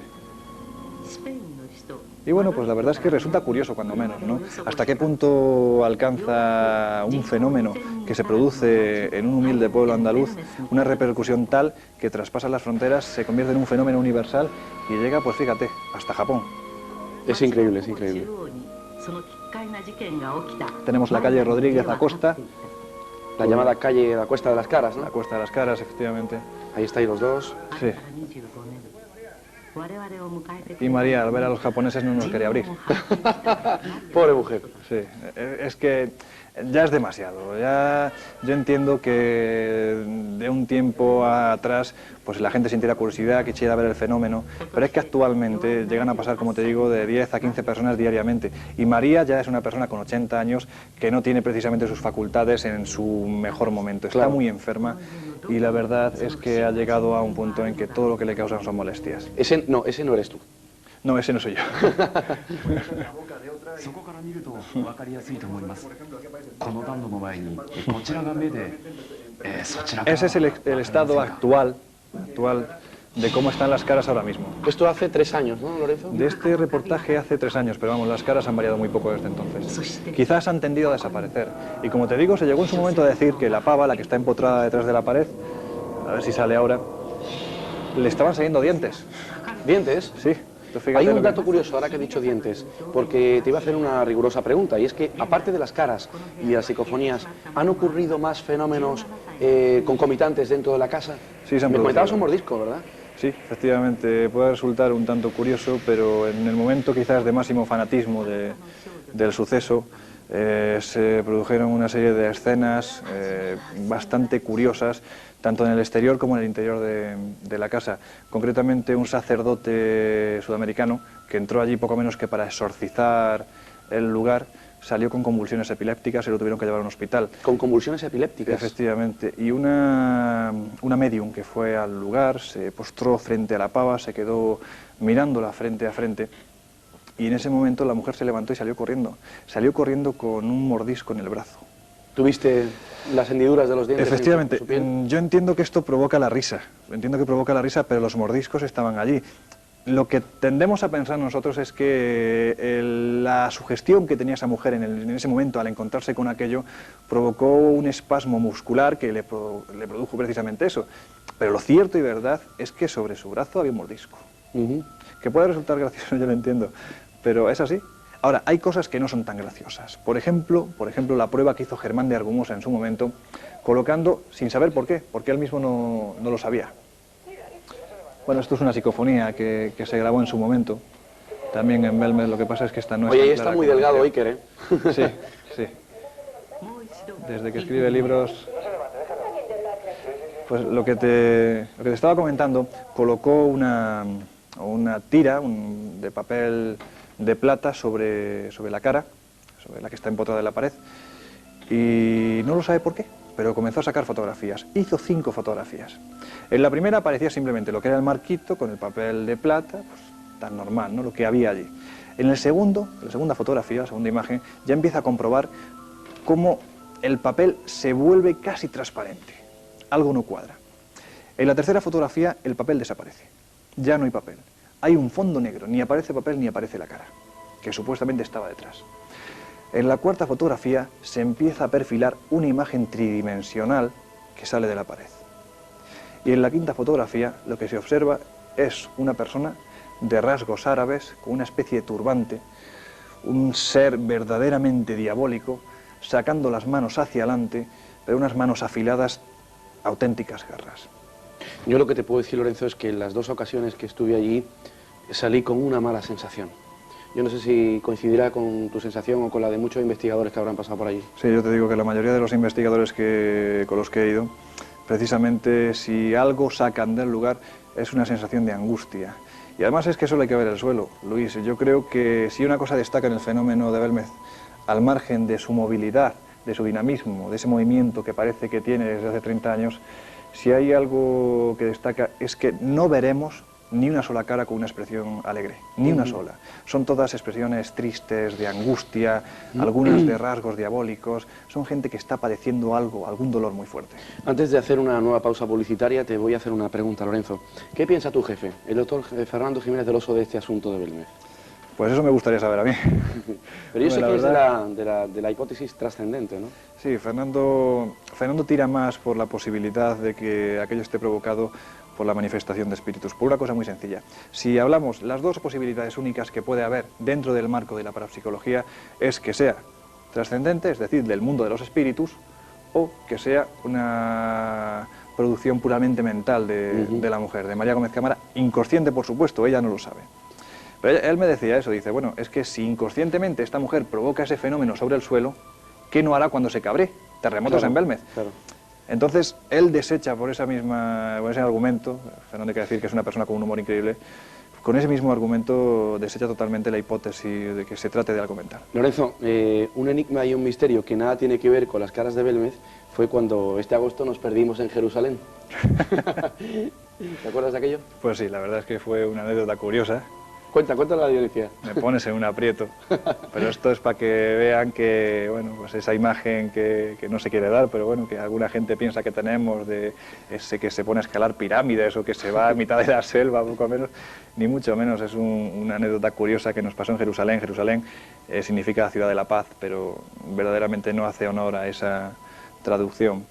Y es una ciudad muy peligrosa, especialmente en la actualidad con la llegada del próximo milenio. Se está produciendo lo que se conoce como el síndrome de Jerusalén. Las múltiples religiones están montando poco menos que una guerra continua. Y cuando fuimos a Jerusalén este verano, si bien recuerdas, lo que nos advirtió la persona que venía con nosotros, el que coordinaba todo el grupo, es que por favor que no se perdiera nadie, porque además la ciudad antigua son calles muy estrechas y es bastante peligroso perderse. Y nos dijo, por favor, vosotros que sois amigos míos, intentar controlar al grupo para que no se pierda nadie. Nos ponemos unos adelante, otros atrás, y así, pues como si fuéramos una especie de rebaño, pues que no se pierda nadie. Con tan mala suerte que los que tenían que cuidar que la gente no se perdiera, fueron los que se perdieron. Y nos descubrieron al cabo de una hora, pues como si fuéramos dos turistas japoneses sacando fotografías en el Muro de las Lamentaciones. Es cierto, es cierto. Y ahí el único fenómeno paranormal que hubo es que no nos mataran cuando llegamos al autobús, porque la gente estaba muy enfadada. Lo pasaba muy bien, Lorenzo. Sí, fue un viaje increíble. Bueno, pues hacemos nuestra segunda pausa, nuestro segundo alto en el camino, pero regresamos en un instante, aquí en Mis Enigmas Favoritos. Hasta ahora mismo.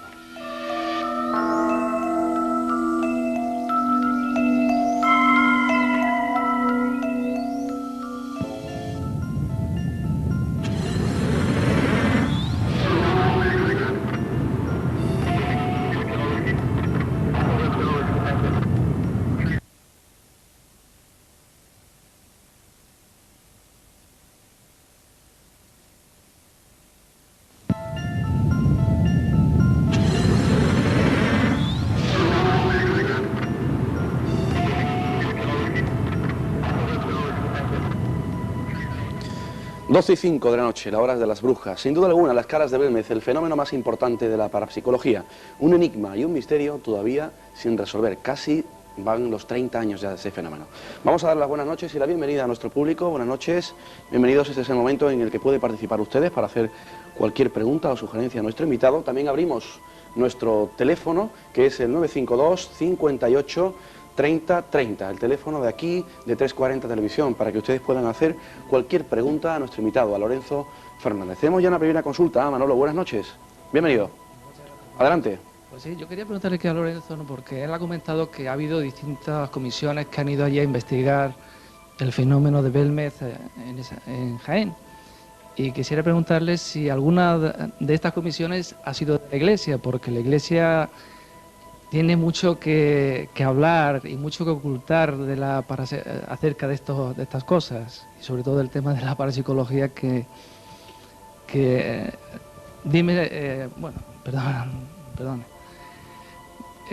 solamente eso, preguntarle si ha habido alguna comisión de la Iglesia. De verdad que te lo agradezco que me hagas esa pregunta, porque es un dato que se me había olvidado y es un dato muy importante. La Iglesia directamente no mandó ninguna comisión, porque obviamente era mojarse demasiado. Si en algún momento se llega a saber que la Iglesia directamente había mandado a una serie de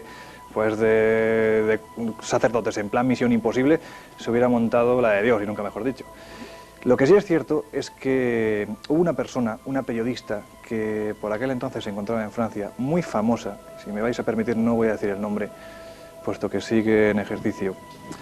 Esta persona se encontraba en Francia y fue llamada directamente desde Madrid para que viniera a Belmez.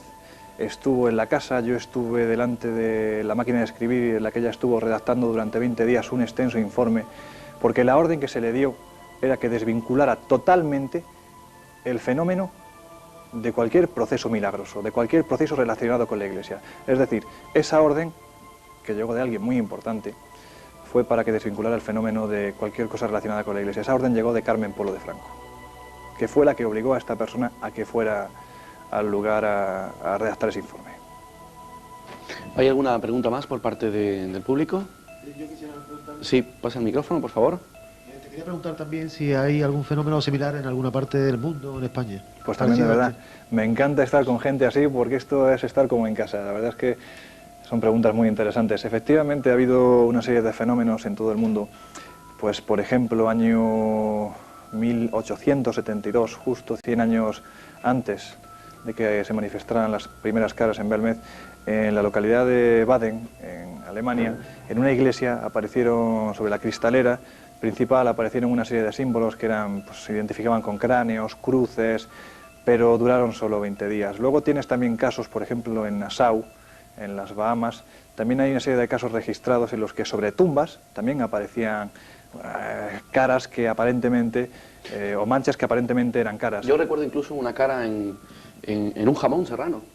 Sí, eso fue en Murcia. Sí, en Murcia. Esto fue en Murcia, el jamón era... Es que tiene gracia. Pero sí, no, el jamón era sagrado. Sí.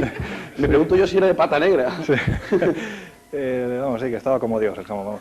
Pero lo cierto es que sí, esto se tomó pues poco menos que a chufla, porque fue un suceso gracioso. La verdad es que el que mirara el jamón aparecía el perfil de Cristo, la verdad. Sí. Era bastante similar, era un proceso bastante caprichoso, pero estaba ahí. Donde sí se han manifestado ya en España, y además hace relativamente poco tiempo, aparentes teleplastias han sido, por ejemplo, en Huelva, en un invernadero. Unos identificaban la imagen de Cristo y otros la imagen del Che Guevara. También en el Rocío, justo en la capilla del Rocío, también ha aparecido otra cara de una mujer que aparentemente iba como si fuera una pastora, y que la persona que viste a la Virgen cuando la van a sacar en procesión decía que era precisamente como la vestían antaño a la Virgen cuando la iban a sacar, y aquello había aparecido sobre un muro. También en Albacete, en otro lugar que se está convirtiendo en un centro de peregrinación actualmente, sobre el cemento que constituye la base de una torre de electricidad, ha aparecido otra teleplastia. Lo que sí te puedo decir es que son caras en las que alguien tiene que ir y decirte, mira, sí, aquí tienes el ojo, aquí tienes la boca. En Belmez no pasa eso.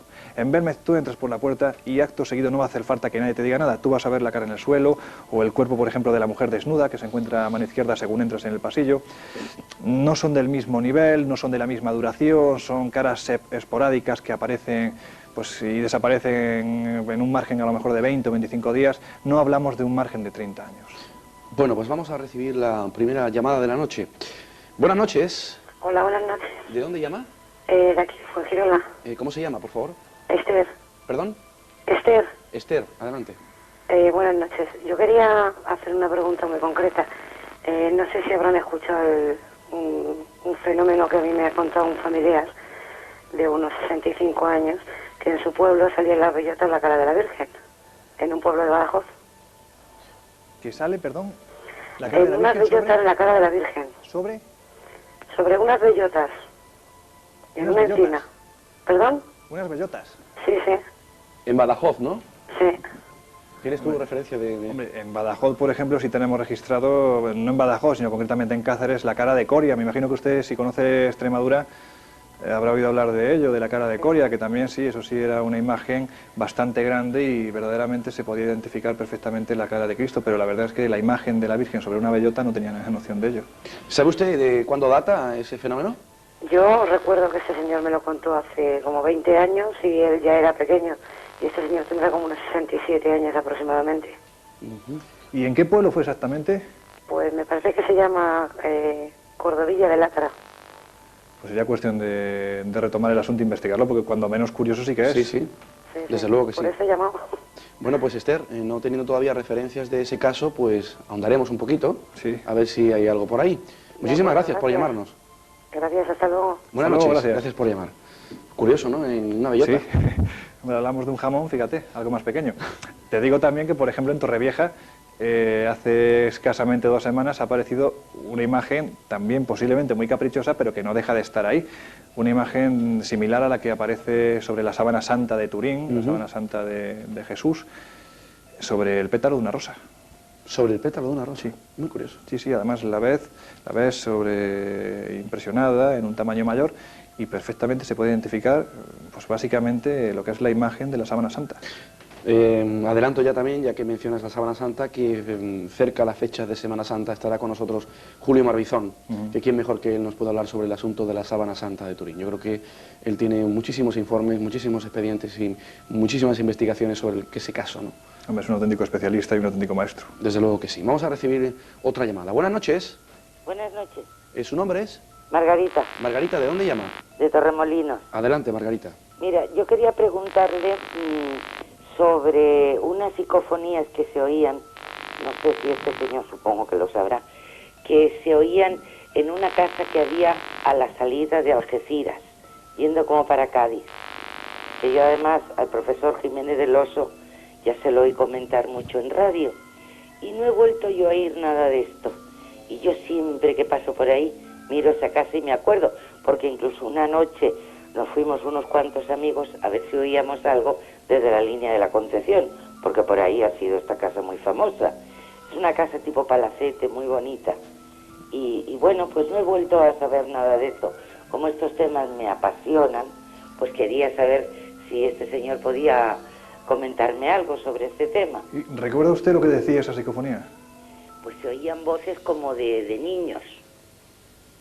¿Y de qué año podemos estar hablando aproximadamente? Pues estamos hablando de 10 años, cuando el profesor Jiménez del Oso en Radio Nacional de España había un programa los domingos y los sábados, maravilloso, maravilloso, que yo le oía y me quedaba embobada, no podía ni dormir del miedo que me entraba luego. Pero me gustan tanto estos temas que nunca he podido olvidar yo el dato de esa casa, porque lo de las psicofonías me parece alucinante. Sí, es un tema bastante increíble. La verdad es que no sé a qué psicofonías está usted refiriendo, porque se puede imaginar usted que al editar una revista que sale mes a mes, pues recibimos una cantidad tremenda de este tipo de grabaciones. Pero vamos, ya me ha dejado usted la duda y lo primero que voy a hacer nada más llegar a Madrid es hablar con mi jefe Fernando Jiménez del Oso para que me comente el tema, a ver si les recuerda algo. Y también coincido con usted, la primera sensación que transmite... Sí. Sí. Lo que le digo también, que estoy de acuerdo con usted, que la primera sensación que transmite mi jefe Fernando Jiménez del Oso es la de miedo. A mí también me pasa. No, pero a mí no me da miedo, me resulta alguien súper interesante. Sí que lo es, lo es. Bueno, pues era esta mi pregunta. Margarita, muchísimas gracias. Gracias a ustedes. Buenas noches. Gracias, buenas noches. Tampoco tenía yo referencia de ese palacete cerca de Algeciras. No, la verdad es que lo bonito de tener un programa en directo... Es que te ponen antecedentes de Es este que tipo te de casos. ponen antecedentes de casos muy interesantes y... Y no te puedes que hay que imaginar de investigar. cuántos, Lorenzo, ¿eh? De verdad. Pues nada, por ellos. Por ellos. Vamos a recibir otra llamada. Buenas noches. Hola. Hola, buenas noches. ¿Su nombre es? María, María, ¿de dónde llama? de Fuengirola. De Fuengirola. Adelante, Sí, María. mire, yo tengo una curiosidad, una pregunta. Hace como 5 meses, en el salón de mi casa, en el suelo, hay como la fotografía de, o sea, no es una fotografía, es un dibujo, una mancha de un animal. Y yo he fregado con lejía 1000 veces, me llamó mucho la atención y pensé, bueno, pues que esto se iba a quitar. Lo fregué muchísimas veces y bueno, todavía la mancha está ahí. O sea, el dibujo está ahí, en el suelo del salón. ¿Y qué animal representa, María? Pues parece como un gato, no lo sé, se le ve muy bien los ojos, o sea, la cabeza parece un gato. Tiene, o sea, la figura de un animal, un gato. Y bueno, pues al principio se lo comenté a una amiga y un amigo, me parecía un poco raro y pensé que bueno, que se iba a quitar y simplemente, bueno, pues no le da más importancia, pero ahí sigue, está ahí en el suelo del salón. María, ¿usted tiene algún inconveniente en llamar después del programa una vez que termine para facilitarme su teléfono y poder ver en directo esa imagen? Sí, siempre y cuando no sea, o sea, que no quiero dar ninguna publicidad al caso ni nada. Simplemente es una inquietud que tengo y al ver el programa, pues me llama la atención. Así será, María. Le ruego, por favor, que deje su número de teléfono. ¿A qué hora ahora. puedo llamar? ¿Perdón? ¿A qué hora puedo llamar? ¿Puede usted dejar ahora a la persona que está encargada del control del sonido su teléfono y ya me O sea, pondré yo no en cuelgo contacto? y ellos me cogen el teléfono. Perfectamente. Vale, gracias. Muchísimas gracias. Buenas noches. Es cierto, podría haber casos en los que no se representen figuras humanas, sino también de animales, ¿no? Sí. ¿Por qué no? Supuestamente, como decía Nietzsche, los animales también tienen alma, ¿no? Eso dicen. Entonces, ¿por qué no? Si estamos hablando de una hipótesis trascendente, ¿por qué no?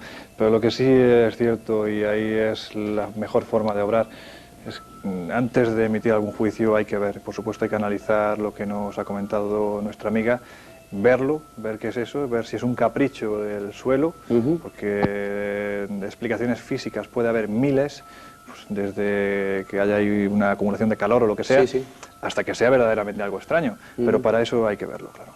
¿Tenemos alguna otra pregunta del público? ¿Alguien quiere hacer alguna pregunta? ¿No? De momento no. ¿Tenemos llamada de teléfono? ¿Tenemos, compañeros, llamada de teléfono? De momento parece que no. Bueno, pues, Lorenzo, ¿qué podemos decir más de las caras de Belmez? Porque hay muchísimo por hablar. Pues Luis, yo creo que de las caras de Belmez lo que podemos decir es que acaba de comenzar. Acaba de comenzar. El fenómeno acaba de comenzar. O sea, que va a dar más sorpresas. El fenómeno va a dar muchas más sorpresas. Yo te puedo decir y esto ahora que nadie nos oye, y pido al público que se tape los oídos. Ahora que nadie nos oye. Pues un detalle que me llamó mucho la atención cuando salió a la luz el librito fue que alguien se puso en contacto con nosotros desde Belmez, alguien que no quería dejar ni nombre ni teléfono, simplemente nos facilitaba una información para que nosotros, a partir de ese momento, hiciéramos uso de ella como quisiéramos. Nos hablaba de una de las personas más influyentes del pueblo. Obviamente en un pueblo los más influyentes son los maestros, los médicos, los sacerdotes y el alcalde, uno de esos 4, que había tenido que salir del pueblo durante un año en tratamiento psiquiátrico porque su casa estaba contigua a la de María y decía que veía cosas muy raras, hasta tal punto que le volvió medio loco. Es un detalle que se ha producido hace escasamente 2 meses. Esta persona ha regresado al pueblo después de un año y estamos detrás de él para ver qué es lo que ha pasado. Esperemos que esa información aflore y se dé a conocer. Por supuesto. Tenemos otra llamada, Lorenzo. Muy bien. Vamos a recibirla. Hola, buenas noches. Hola, buenas noches. ¿Su nombre es? Me llamo Manolo. Manolo, ¿de dónde llama? De la Cala de mi hija. De la Cala. Adelante, Manolo. Vamos a ver, quería hacerle una preguntilla a Lorenzo, creo que es el nombre, ¿no? Si no oigo mal. Sí, efectivamente. Mira, ¿tú crees por qué crees tú que las caras han aparecido de esta forma? Más exactamente en una losa de un suelo. ¿Por qué se han representado de esa forma las caras? Pues verdaderamente no tengo ni idea. Si es capricho de ellas, pues posiblemente. La verdad es que lo curioso es eso. Mucha gente precisamente ha abogado por la idea de que el suelo se recubriera con una superficie de baldosas. A lo que María Gómez Cámara ha dicho que quien quiera recubrir de baldosas que lo haga en su casa. Es así, es su carácter. Pero lo cierto es que, bueno, pues no volvemos a lo de antes. Hablamos de que en este caso, posiblemente siendo el más importante, ha aparecido sobre una superficie de cemento. Pero estamos hablando de que hay otra serie de teleplastias, pues por ejemplo en México, una últimamente que identificaban con la Virgen de Guadalupe que apareció sobre el tronco de un árbol. Otras aparecen, pues como dice Luis, sobre un jamón. Otras aparecen sobre una bellota, sobre pétalos de rosa. Es decir, la superficie yo creo que es lo de menos. Si realmente hay un fenómeno paranormal auténtico, lo que hace ese fenómeno es manifestarse donde y cuando le da la gana. Y a fin de cuentas la superficie no quiere que no nos importa demasiado. ¿Perdón? Entonces que a fin de cuentas la superficie que no importa demasiado, que como tú dices bien, se representan sin más. Yo particularmente pienso que no importa para nada. Yo pienso, porque además, como hemos dicho antes, los análisis que se ha hecho del suelo han dejado bastante claro que aquello es cemento, exclusivamente cemento. Tiene zinc, tiene cadmio, tiene cadmita, en fin, estamos hablando de elementos típicos del cemento. No va más allá de ello. Con lo cual, bueno, pues han aparecido allí. Pues que podrían haber aparecido sobre un mueble, pues ¿por qué no? Yo creo que ahí el fenómeno, en ese caso, no es selectivo, simplemente se manifiesta cuando y donde le da la gana. Manolo, muchísimas gracias por habernos llamado. Una cosilla rápida. Sí. ¿Las caras siguen algún tipo de tónica entre ellas y tienen algún tipo de relación? Tienen una relación, y esto es muy importante, gracias Manolo, porque verdaderamente es importante, porque las caras muestran, aparte de ese dinamismo que hace que se muevan, muestran una serie de características ambivalentes, en el sentido de que tienen elementos trivalentes y bivalentes. ¿Esto qué quiere decir? Que si estamos observando una cara, los ojos, la nariz y la boca, ese ojo, a lo mejor el ojo izquierdo, está siendo a su vez la boca de otro rostro. Es decir, están interconexionadas entre sí. Y ese dinamismo hace que se muevan a la vez. Es decir, podríamos afirmar, quizás un tanto aventuradamente, pero podríamos afirmar que en ese aspecto el suelo de la cocina de María está vivo. Qué curioso. Manolo, muchísimas gracias por habernos llamado. A vosotros. Buenas noches. Buenas noches. Veíamos recientemente, Lorenzo, una imagen que fíjate qué curiosa, ¿no? Sacada de tu libro. Sí. Tenemos ahí a Franco y un supuesto cardenal y otro supuesto señor. Esto bueno, forma parte de la Operación Tridente, ¿no? Se parece a Franco, pero no es Franco. Porque por aquel entonces todos se querían parecer a Franco. Ah. Y este concretamente es el gobernador civil de Jaén, José Ruiz de Gordoa. Justo al lado suyo se encuentra el obispo de Jaén, Miguel Peinado Peinado, y esta persona que hay aquí, pues no sé quién es. O sea, que el que teníamos en el medio de la foto no era Franco. No, este no parecía, parecía. Ya te digo que por aquel entonces todos se querían parecer a Franco. Que era un poco arcaica, ¿no? Esa foto sí. ya, ¿no? Esta foto fue precisamente tomada en el Palacio Episcopal de Jaén, justo 20 días antes de que apareciera la primera cara, que coincidió además con una visita del mismísimo obispo al pequeño pueblo serrano. Ajá. Tenemos otra llamada, Lorenzo. Buenas noches. Hola, buenas noches. ¿Su nombre es? Carmen. Carmen, ¿de dónde llama? Desde Málaga. Desde Málaga, adelante, Carmen. Pues yo quería comentarle también que salió en mi casa, en el campo, salió también una cara en la chimenea. Tengo fotos hechas y eso, y lo que pasa que yo no quiero darle publicidad porque aquello intenté quitarlo y no sé si fueron 45 manos de pintura, lo que le di bruta. Y bueno, logré difuminar lo que es la cara, la expresión de la cara y quedó la mancha. Y bueno, yo tengo la casa en venta y tampoco hay un testigo de que vieron de que en realidad había una cara y es un estilo así como Che Guevara o un estilo a eso, ¿no? Yo tengo la foto y demás y bueno, pues muchísima gente la vieron, ¿no? Carmen, lo que pasa que claro, no quise darle publicidad. ¿Y la cara sigue allí todavía? Bueno, sigue la mancha. Y yo pensé que eso, en un principio quise darle toda la clase de cosas, ¿no? Yo decía, digo, esto es que ha tenido que llover y se ha calado, ¿no? Pero es que después ha llovido miles de veces y allí no se ha movido más nada, ¿no? Carmen, le ruego, como a la persona de antes, si usted se quiere poner en contacto conmigo, fuera del programa, deja usted el teléfono y, bueno, me podría enviar esas fotografías o conocerlas siempre de modo personal, nunca... Bueno, allí pues es que surgió también un tema que yo pienso que tiene que ver con el tema, ¿no? Que, bueno, es un poquito largo de contar, tampoco no sé si puedo extenderme. Si lo puede hacer en síntesis de lo que... Pues sí, aquello es que estuvo vendida, aquella era una urbanización que estuvo a medio hacer, se fueron con el dinero, se quedaron algunas casas con escritura, otras no, y había un señor que era extranjero, había comprado esa casa y por lo visto no pudo demostrarlo ante la ley ni nada porque eran dineros negros, pues este señor estuvo allí un tiempo y no pudo lograr quedarse con las escrituras ni nada. Luego cuando yo fui a comprarlas noté de que allí había habido alguien viviendo y me decía todo el mundo que no, porque la casa estaba medio a hacer, ¿no? Y yo decía que yo notaba energía, que allí había habido alguien. Y total, que yo seguía con mi historia, ¿no? Hasta que después yo contacté allí porque a mí también me han pasado cosillas así, ¿no? Contactaba con una persona y me decía que esa casa era de su hijo y yo decía que no, que la casa era mía y que yo tenía mi escritura y que total, que yo me impuse sobre eso, ¿no? Y luego pues al tiempo fue cuando salió lo de la cara, pero es que yo no sé si esto sería casualidad o cosa, que yo sabía que era este señor, que era profesor, que era inglés, sin que nadie me lo dijera, simplemente este espíritu, ¿no? Y bueno, sin venir a cuento, un fin de semana que llovió mucho, pues este señor apareció con una traductora con su escritura. Y bueno, por lo que me decían que tenía las mismas características que la mancha.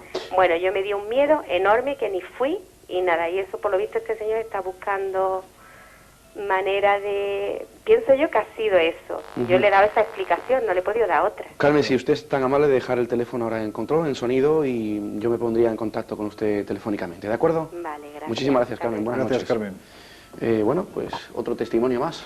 Sí, si te das cuenta, la gente cuando pierde el miedo a que le critiquen o a que le tomen por locos o esto, la gente abre su corazón y en ese aspecto informa de cosas que están pasando actualmente, que ya no son de hace 30 años y que realmente siguen siendo tan impactantes como estas otras. Lo que sí me gustaría, Luis, si me permites, es advertir a la gente, porque cuando se producen este tipo de fenómenos, la primera reacción es buscar a un experto para que nos ayude. Si la primera sensación es la de miedo, acto seguido siempre se recurre al vidente. Por favor, que tengan muchísimo cuidado. Los videntes hoy en día no hay cátedra de parapsicología, con lo cual no puede haber ningún parapsicólogo diplomado, no puede haber ningún vidente diplomado. Cualquier persona que esté cobrando más de 3.000 pesetas está estafando, porque nadie puede adivinar el futuro. Absolutamente nadie. Y nadie puede ir con sus ramitas de olivo a limpiar una casa, porque allí, una vez que pase él, el espíritu maligno que hay, se va a ir. Que me demuestren primero que hay un espíritu maligno y después veremos lo que hacemos. Que eso es lo más serio que se puede Muy buena advertencia, Lorenzo, yo estoy totalmente contigo. Es el gran peligro de estos temas, Luis, y tú bien lo sabes, que es el gran peligro. En el momento en el que entra este tipo de gentucilla, a partir de ese momento es cuando hay problemas. No quiero generalizar, por supuesto, hay gente que son muy buenos videntes, muy buenos mediums, pero por desgracia son los menos. Son los menos. ¿Lorenzo Fernández cree en la casualidad? No. Me niego, además, hace tiempo dije que borraba totalmente de mi vocabulario la palabra casualidad. No creo en la casualidad. Para mí no existe. Vamos a recibir otra llamada. Buenas noches. ¿Hola? ¿Sí? Hola, ¿es usted? Buenas noches. Buenas noches. Bienvenida. ¿Cómo se llama? Pilar, Pilar, ¿de dónde llama? de Fuengirola. Adelante, Pilar. Mire, es simplemente una curiosidad, porque estoy oyendo que, bueno, un vecino de la casa tuvo que estar a tratamiento psiquiátrico, que escuchaba cosas raras, y me resulta muy curioso que, bueno, por lo visto esta mujer o su marido o sus hijos pues siguen viviendo allí como si tal cosa, o nunca han pensado en salir de esa casa o cambiar de sitio, o es que realmente ellos no han sentido nada o no han escuchado nada o no les importa ese tipo de fenómenos. Esto es importante, claro que le importan. Además, ellos mismos dicen que en un primer momento sintieron un gran miedo. Lo que pasa es que piense usted, estamos hablando de una familia de campesinos que cuando nosotros le hemos planteado ¿por qué no os habéis ido de esta casa?, nos han respondido, ¿dónde nos vamos a ir? No tenemos dinero para irnos a ningún otro sitio. Y lo que quizás sea más importante, cuando el fenómeno se gestó, durante los primeros meses estuvieron pasando por esa casa del orden de 15.000 personas, con lo cual ellos estaban mucho más pendientes en la gente que entraba en la casa que en el fenómeno en sí. Y no les dio tiempo a asimilar el fenómeno. Estaban pendientes de que pasara aquel mare magnum de gente. En el momento en el que aquello cesó, que hablamos del año 76, es decir, pues 5 años más tarde, en aquel momento ya están acostumbrados a convivir con aquello está en el suelo, aquello lo único que le ha provocado ha sido problemas, ha sido que ni siquiera puedan cocinar caliente, como decían ellos mismos, puesto que la gente le invadía la casa. Entonces, en ese momento es cuando empiezan a asimilarlo, a decir, bueno, si es que esto está aquí, pero como ya han convivido durante 5 años con el fenómeno, ya no se preocupan en ir más allá y decir, bueno, ¿ya dónde vamos a ir? Total, está aquí, lleva 5 años, no nos ha hecho nada, pues que siga aquí todo el tiempo que quiera. Pilar, muy buenas noches, muchas gracias. Muchas gracias a ustedes. Gracias, Hasta pronto. Bueno, pues Lorenzo, vamos a recibir ya la última llamada de la noche porque el tiempo, como siempre, se nos ha echado encima. ¿La recibimos, pues? Venga, vamos a por ello. ¿No tenemos llamada? Ah, yo había escuchado el teléfono por ahí, pensé que teníamos llamada. Lorenzo, el misterio continúa, ¿verdad? El misterio continúa, yo siempre lo digo con este caso, y es que en su momento se intentó aniquilar el misterio y se consiguió, que conste que se consiguió. Desde el año 76 hasta el año 90, en el que surge esa nueva hornada de investigadores, el fenómeno de Belmez, a voz del público español, ya no se habla de las caras de Belmez, se habla de los caras de Belmez, de la gente que hizo el fraude en el lugar, hasta que se empiezan a sacar nuevos testimonios. Y yo siempre digo lo mismo, Jordán Peña, el que dirigía las comisiones gubernamentales, entre comillas, y además muy grandes, desapareció. Diario Pueblo, desapareció. Toda la gente que negaba el fenómeno desapareció. La Iglesia también desapareció. Antonio Molina desapareció en su momento. Y sin embargo, la única certeza que tenemos es que después de 30 años las caras siguen ahí. ¿Depara nuevas sorpresas esa casa? Seguro, seguro. Todavía queda por descubrir la planta de arriba, ¿verdad? Todavía queda por descubrir la parte de arriba, porque si nos ponemos a pensar en la posibilidad de que todo sea producto de la mente de María, el lugar más íntimo y donde supuestamente más energía se debe de liberar es precisamente la habitación. Lo que pasa es que ese es un punto en el que María es totalmente inaccesible. No deja que nadie entre en la casa. Y además hay otro rumor que nos transmitió uno de los componentes del equipo de gobierno actual de Belmez, con el que nos une una gran amistad, que es que parece ser que le ha llegado el rumor de que en las casas colindantes han empezado a aparecer caras. El tema es que no quieren decir absolutamente nada por miedo a que se monte el follón que se montó en su momento. Lorenzo Fernández, espero que continúes investigando ese tu misterio. Por lo menos lo intentaré. Mil gracias por haber estado en este programa. Ha sido un placer. Esta es tu casa, ya lo sabes, y segurísimo que te invitaremos nuevamente para que nos sigas contando más sobre las caras de Belmez y, por supuesto, otros muchos casos que tú has investigado sobre fenómenos poltergeist. Pues yo acudiré encantado porque me siento, como tú dices, como si estuviera en mi casa. Muchas gracias, Lorenzo. Gracias a ti, Luis. Bueno, pues a ustedes emplazarles ya para el próximo lunes, no, porque como saben es fiesta. Sí lo haremos para el próximo lunes 13 de diciembre, en el que estableceremos una pequeña mesa redonda donde hablaremos de ovnis, de parapsicología, de fenómenos poltergeist, de profecías, y lo haremos también en compañía de una persona muy especial, una muy buena amiga mía, como es Pepa Márquez. Pepa Márquez es periodista y directora del programa La Noche de los Misterios de Canal Sur Radio. Esto será para el próximo lunes día 13. Como siempre, les recuerdo que este programa tiene sus repeticiones todos los jueves a las 3 de la tarde y los sábados a las 8. Y que estamos en Radio Mijas 340 en el 107.7 de FM los miércoles y sábados de 10 a 11 de la noche. Esta semana en compañía de Lorenzo Fernández, que nos sigue hablando sobre las caras del Belmez. Hasta entonces, que pasen pues una feliz semana. Buenas noches.